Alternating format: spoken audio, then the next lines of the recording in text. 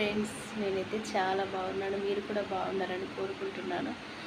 ఏంటంటే ఒక రోజంట పేతురు రాత్రంతా వలలు వేసినాడంట. కానీ తనకు ఒక్క చేప కూడా పడలేదంట. అయితే మరి తెల్లారితే అసలు ఇంట్లో ఏం తినడానికి లేవు, ఏం చేయాలో అర్థం కాని పరిస్థితి. అప్పుడు అక్కడే కూర్చొని బాధపడుతూ ఉన్నాడంట.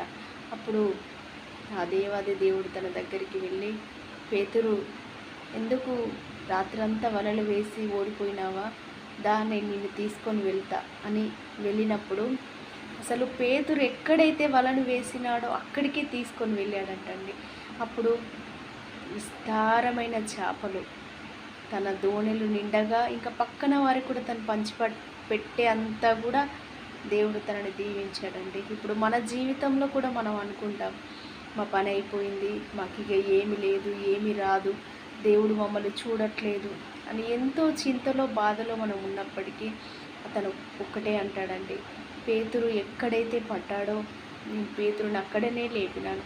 నేను నిన్ను కూడా నువ్వు పడిపోయిన పరిస్థితిలో నేను ఎంత మాత్రం నేను ఉంచను, కానీ నువ్వు పడ్డ ప్లేస్లోనే నిన్ను లేవనెత్తి నిన్ను ఆశీర్వదించి నిన్ను అనేక జనములకు ఒక ఉన్నత స్థాయిలో నేను ఉంచి నీ దేవుడు నిజమైన వాడు అని చెప్పేలాగా నేను చేస్తానని ఆ దేవాది దేవుడు మాటిస్తున్నాడండి.